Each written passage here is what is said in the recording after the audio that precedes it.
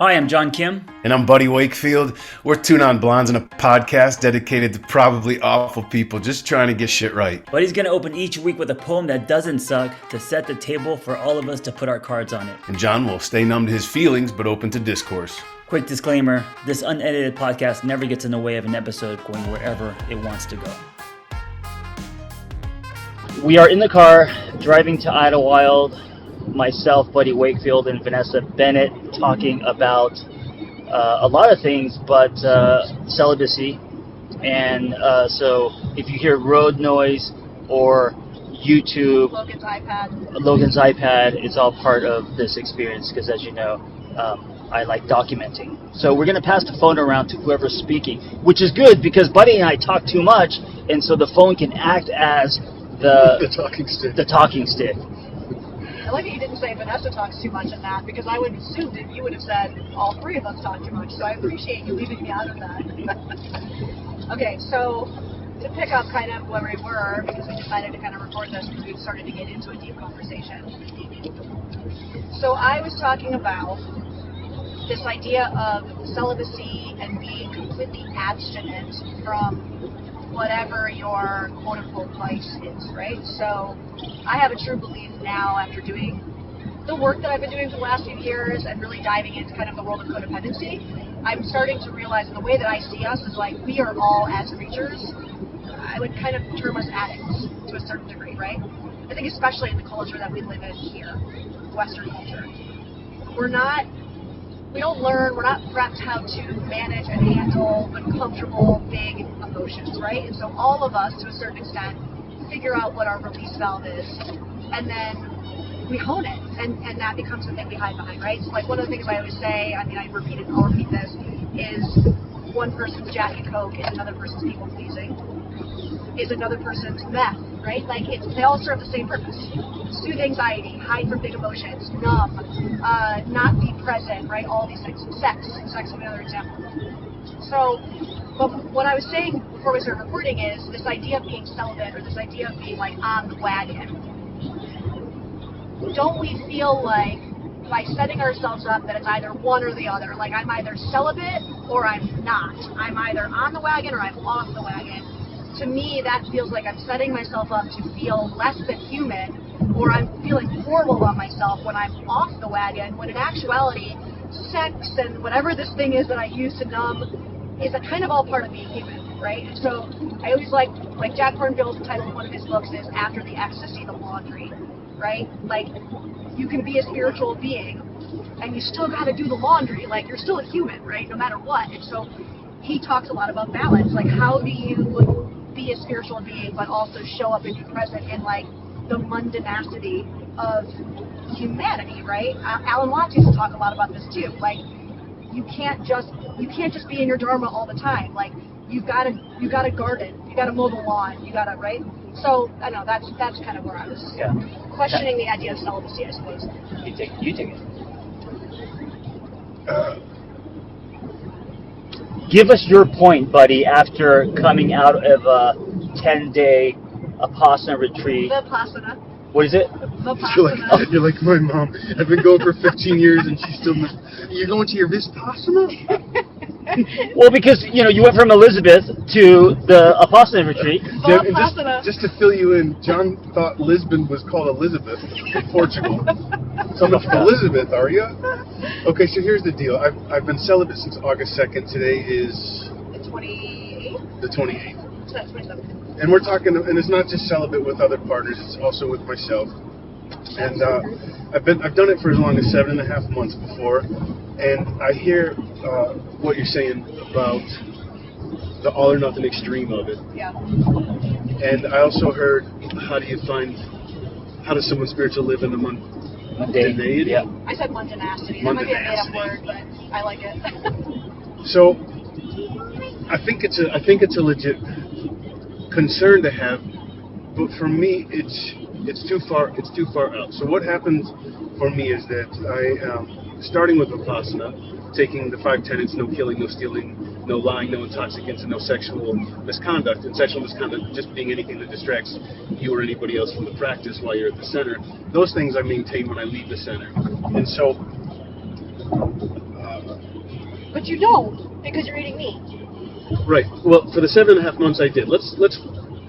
You can find something imperfect with anything we talk about. Right, So let's skip right. that and just Well, that's part of it is me saying is it extreme or not, right? But I want to talk about the benefits of it and not whether or not I'm going to fuck it up. Okay. Because I'm certain I'm going to fuck it up of as a course, human. That's just talking about imperfection then. What I'm talking about are the benefits of doing it. Okay. And that's where the mundanacity you talk about and every other ism or problem or aversion or craving, which is what it's all rooted in anyways, does get resolved more when we're more clear, when we are not killing anything, when we are celibate. All of these things play into a joyful life where balance, every time I strike more of a balance. Now, did I relapse long after that? Yes. If I don't show up to the gym spiritually, am I just going to get fat again? Yes. So you're saying that's what you believe. That's what's going through your head. If I don't show up at the gym, I'm just stating a fact. If I don't show up at the gym spiritually or physically, I'm just going to be out of shape again, and that's what happened when I relapsed. Not once, you're saying. It can happen every time. Okay. It's always going to take work. Yeah. But it doesn't take away the experience. Experientially, I have felt sustainable joy, and I've recognized how to be there and stay there, and I'm in it right now. And my objective for myself is just to continue clearing the cobwebs and practice it more, and I can't say it's a day at a time. Of course, at some point, I'm going to get off again. Could that be tomorrow, 7.5 months, or until I find, the person I end up riding the rest of this journey out with? I mean, hopefully it's the latter, but who knows? If it's not, I know better than to set myself up to feel like I've failed and fallen into addiction again. In fact, when I broke it in the 7.5 month one, I didn't feel that way. Okay. I did it in a wet dream, and then I just kept going. But what about drugs? Do you feel like shit about yourself when you quote unquote fall off the wagon? Sure, but that has nothing to do with the celibacy. It doesn't, but I feel like it's still. Wait, if you're going to talk, we got to I feel like it's still similar in the whole extremism. So I feel like it's I guess my point is like we're either all in or we're all out. Like what is the middle? And to me, that's drugs or sex or, again, people pleasing, like whatever the thing is, right? Do you feel like a piece of shit when you use drugs again? Yes, but not when I stop being celibate. Not when you have sex. So there's a difference for you. Well, I do feel bad. Not bad. I don't hate myself for it. But if I were to fall off the wagon of celibacy, which I will at some point, no, I don't hate myself for it. Where I start to feel uncomfortable about it is when I'm thinking about sex 24 hours a day, 7 days a week again, which I don't do when I'm celibate. But contrary to popular belief, I'm actually less distracted and just in love with the world. I'm not distracted constantly by thinking about sex. Correct me if I'm wrong, but I think what you're saying is that the Vipassana retreat acts as a reset in that it provides a runway. And so you get on this runway, and it is extreme, right? 11 hours of meditation and all of this. And so you completely wipe the canvas clean, including sex, masturbation, all of that stuff, drug. And so it gives you a nice runway because eventually you're going to, quote unquote, sin. Yep. So it gives you a nice runway. Now that's one approach. Other people, the runway may scare them. So what they do is they slowly drip behavior into their life that is healthy, not extreme. So I think both of you are right. And so it's just different techniques and what works for the individual, Yep.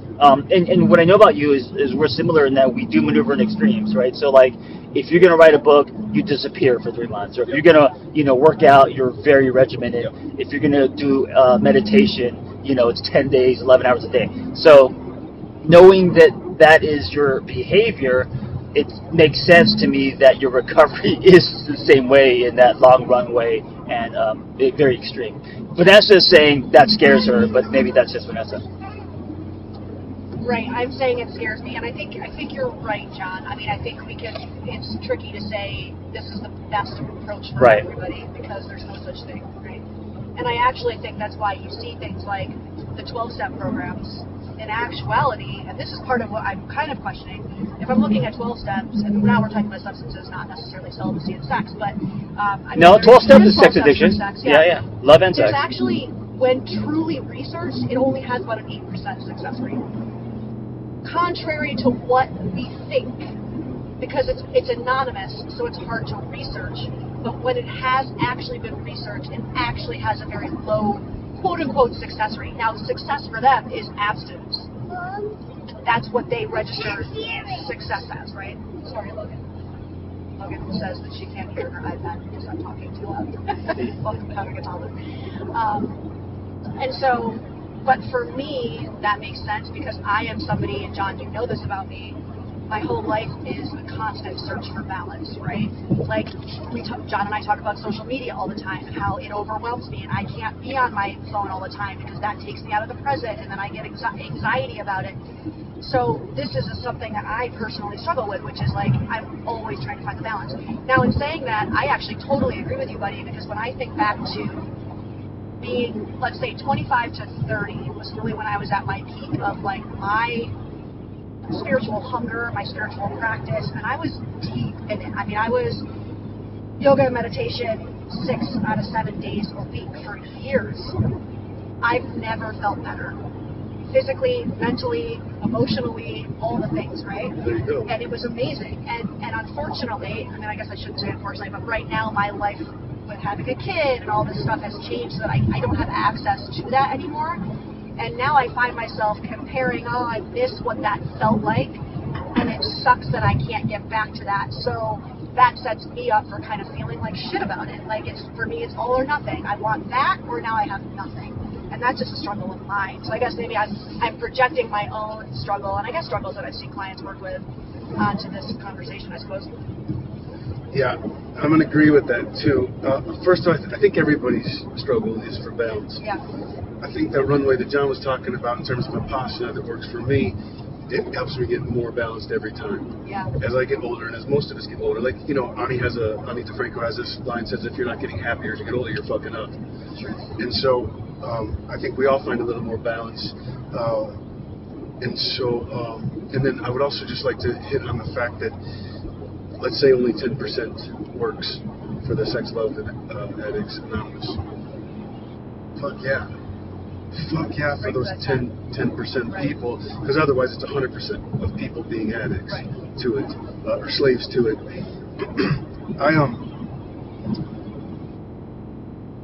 I'm never more happy than when I'm abiding by those tenets. I'm joyful. And we can talk in circles around these things all day long about what's right or wrong, or what works or doesn't, or if it sets us up for failure. All I know is I'm so happy to experience the happiness. I remember there was a moment in Kaufman, Texas at a Vipassana center when I hit a state of bliss. And it lasted about 12 hours. And I stood up, rose up out of my chair quickly, recognizing, oh my God, I think I'm in bliss. This is what Eckhart was tolling about. It was what Eckhart was tolling about. And I said, and the first voice in my head... described the bliss. I'm curious. Hold on. Yeah. The first voice in my head said, Bud, are you bipolar? And I went, no, I don't think so. I just think I'm really happy. This is the bliss Eckhart had. And the voice went, yeah, but your bliss won't last 2 years. And I was like, hey, Bud, you're really happy. Don't talk about that. I mean, not don't talk. I don't. That part of I don't care. Oh, I want to hug that part of you. Yeah. And so I had a couple exchanges with that voice, and it just dissolved because of surrender. And I want to talk about surrender for a second, how important it is to all of this, because it's important to subdue or counteract just arguing about it. You know what I mean? Not that we're not amicable and friends and people who can't have a discussion, but just to take away all of the fucking morning show round and round of everything and talk about surrender to the truth, which is if you surrender to your higher power, and listen, if you're out there and you don't believe in a higher power, and you don't believe in God or any of those, anything, just consider right now your higher power to be your ideal self, which you probably aren't, or you would be listening to a self-help show. So just consider your higher power to be your ideal self, and that's all I'm talking about when I talk about surrendering things to our higher power, our highest self. The biggest possible energy you can know or think of in the collective consciousness. And when I surrender to that, none of this matters. It just all plays into my joy, which is what celibacy does, to get back to that. But here's how it happened at the last Vipassana course, was that because I'm in Crystal Methamphetamine Anonymous. And so, which just alerts everybody, oh yeah, he is extreme, but yes, I get it. But in the program, they talk about surrendering to the higher power all the time, which I think is amazing. I've known about surrender for a long time and been 100% on board, just not knowing how to do it. And so, I'm like, yeah, I'll surrender. Just let me make this money first. So that's me. So I'm sitting at Vipassana 11 hours a day for 10 days, full-blown monk status, the boot camp of meditation, and I'm just observing my breath without reacting to it, my breath and sensations, and I've got control of my mind. And every time those chompy, bitchy, shitty thoughts that want to elaborate on everything that sucks, or question everything, or just dampen everything, make everything heavy and dense. Sorry, Logan, am I talking too much, love? That's okay. You good? Thank you, Logan. So all those negative thoughts that just start layering over the ice that we see within inside, they just, when I hand them off to my highest power, I just, without sway, without fail, without sway, in meditation, when I name the thought and hand it off to my higher power and just surrender it out of my controlling pudgy little fingers, I then can continue to focus on what matters, and that's the present moment. Now, all of this may sound woo-woo and too hard, but you can call it whatever you want to. And hard, yes, because you do have to show up to the workout, but it nonetheless works, and it's the only thing in my 48 years of seeking that is tested and proven to eradicate suffering at the root level, to come out of habit patterns and blind reactions. The word surrender to me, the way that I use it, the way that it's powerful for me is I know that if I surrender, that's when I become a conduit. Or if I surrender, I go from a stone to a prism. And so, because surrendering is hard, and then what does it mean? Also, like, are you waving the white flag? Are you giving up? Are you weak? But if you look at surrendering as a way of you getting out of yourself so you can give more or be whatever you're meant to be, then to me surrender is, it's an archway, it's a bridge I want to cross, and so that definitely helps for me. Real quick on balance, as you guys were talking about balance, when it comes to work or as an artist, I don't believe in balance, because if you want to be good or even great at something, it requires an obsession. That being said, you have to have the ability to come back. If you don't come back from the obsession, whether that is creating a movie, writing a book, podcasting, whatever that is, then you lose your life. But when it comes to work and career and your gifts, who in this world that has been great has balance? Like, I see balance as the safe tree we come back to for the reset before we go on a hero's journey again. That's what the meditation's for. Right. So there's a couple things. So first off, I will say that I was just reading this new research study that came out of people on their deathbed, right? So they were doing palliative care research, and it was close to 100% of men, not of women, said that their number one regret was working too much. 100%. Which was crazy, and it wasn't just one state, it was like across states, and I just found that fascinating. I don't know what that means. Like, does that mean there's more compulsiveness, or more, is it a societal thing? We tell them they have to work to be worthy, right? There's so many things you can think about, but it just reminded me of that when you said, John. Plays into an avoidant personality. avoidant personality, right? Like I'm gonna drown myself in this so I don't have to show emotionally, whatever. But anyway, that just was something that popped in my head. And so I want to say too, this idea of surrender, I think there's a common misconception, like you said, John, surrender means what, like weakness. Surrender is actually very active. It takes form to surrender, and it's a practice. Absolutely. You don't surrender once and then you surrender, right? It's like you surrender, it's like when you had that moment. It's like a moment of surrender, and then your humanness kicks back in. And you work to surrender, and then your humanness kicks back in. I probably only had 2 moments of surrender in my real, true surrender in my entire life, right? I know exactly where I was, I know what it felt like. One of them being in my own meditation retreat, right? Which is not a coincidence, but again, 4 days in to 12 hours a day, this is what happened. That was when I decided I wanted to have a baby. And my entire life, I always said I did not want children. And I was adamant I did not want children.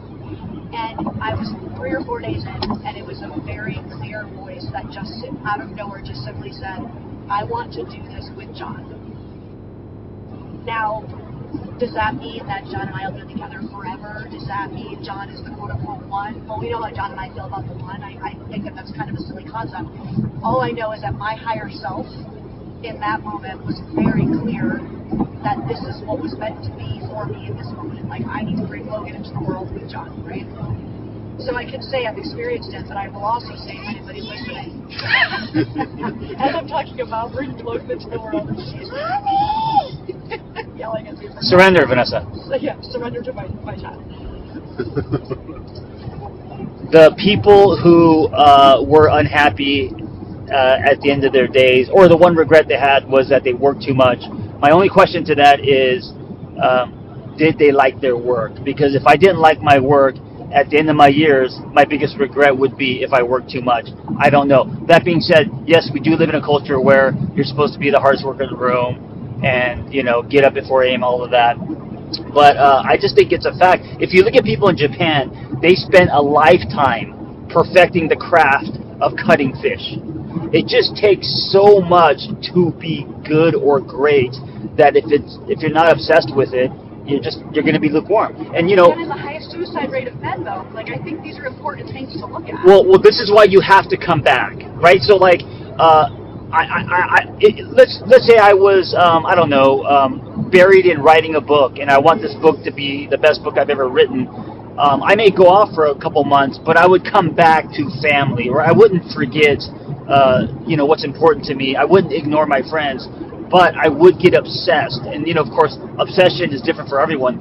The way that I get obsessed is I thread it into my life. You know, Vanessa and I are very different in that I don't produce content, I capture it. For Vanessa, producing content is like work, right? So it's a reframe on how we see work. But I am obsessed with what I do because if I log in the hours, it's a lot. But the reason why it doesn't feel like a lot to me is because I thread it into my life. For example, us going to a trip and me recording this, taking advantage of the 2 hours that we're driving and also capturing conversations. This is an obsession of mine, right? But I'm also threading it into my life so I don't lose my life. Vanessa, can you remind me real quick before I say anything else to what the study was about 100% of men that they work too much? It was a palliative care study on people on their deathbed. Okay. And so, I'll have to go back and actually find the specific research, but obviously I was reading a synopsis of the research study, but the synopsis essentially said that close to 100% of men in particular said that they regretted working too much, and basically the flip of that is not spending enough time with the family, right? Like work to the detriment of life. Were these straight men? It's a good question. I've had to look at the research. I mean, from what I understand from the synopsis I read, the study was across just in general palliative care, so it's men, women, and I'm assuming in that, now we're all studying generationally, who might have said, I'm gay, I'm straight, I'm right, like, these are people who are dying right now, so it's a different generation, so I don't know if they would even chart that or not, but I'm not sure, I'll have to look it up. Yeah, because it doesn't even occur to me in my top. I don't know, I just know that if I was to have to list a regret, it wouldn't be working too much. What would it be? I think my regret it would boil down for me to, I believe, a couple things, but self-obsession. I wish I could have known surrender earlier Because when I surrender, I'm not so self-obsessed. Literally, like and to bring it back to celibacy, in the celibacy, a gorgeous man walks by. And by the way, I'm a gay man, and so it's why I asked if this was a study for straight men, because I feel like there may be different expectations of straight men to be providers and protectors, and also are largely avoidant creatures, and the workplace helps them be avoidant as well. Right. So, but for me, it would be about self-obsession, which brings us to gay culture, and I just wish that, so to bring it back to celibacy, when I see somebody I'm incredibly attracted. Oh, sorry, Logan. So when I become incredibly attracted to someone walking by when I'm celibate, instead of the anguish of it, and this is going to sound crazy unless you're practiced at it, but they'll walk by and the sexual frustration or anxiety about it, I literally hand it off. I'm so practiced at handing it off to my higher power and trust that what I'm doing is gonna pay off and continue to enjoy the moment. I'm fine. I don't hibernate. I just don't sit on a thing anymore and roll in the suffering of, and it's suffering. It's craving and aversion that creates suffering, and so I don't sit there and just roll in the suffering of the attraction that I'm not following through on. I'm just doing my thing. Yeah. You know what's interesting about you, buddy, is I noticed that you want the promise, meaning you want ultimately a partner, a life partner. It seems like you want love. You want to hit the high notes. But at the same time, when you find someone you're attracted to, it seems like you're very present in that you're not looking for a contract or a ring, or, you know what I'm saying? It seems like if the ride is temporary, you're okay with that, and you're just kind of seeking love in the moment. Yeah, so I think I understand. Which is rare. I'm saying it's a great thing. Yeah. I think I understand, and I do want a partner to ride the rest of this journey out. I find that to be sacred. I'm not a huge fan of open relationships, and for me, I think I'm in the minority, especially in gay culture with that. So you want one? I would love that. Yeah, I think there's something really sacred and lovely about it. But Vanessa says she has to pee.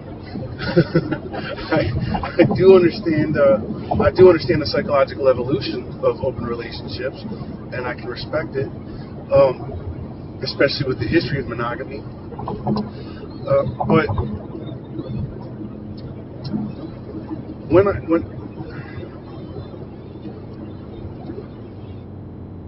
I am in the moment with the attraction, and I'm not expecting a future with that person, but there is a part of me, I don't have a middle name by design, and because when I changed my name legally, gay marriage wasn't legal, and I always thought of the romantic notion that if I ever found somebody, I would take their last name as my middle name.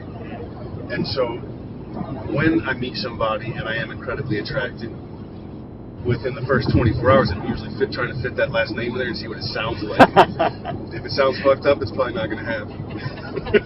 But if it's got a rhythm to it, I give it another go. And also, I want to speak to that. The first thing that came to mind, I don't know if this is on topic or not, but as you bring that up,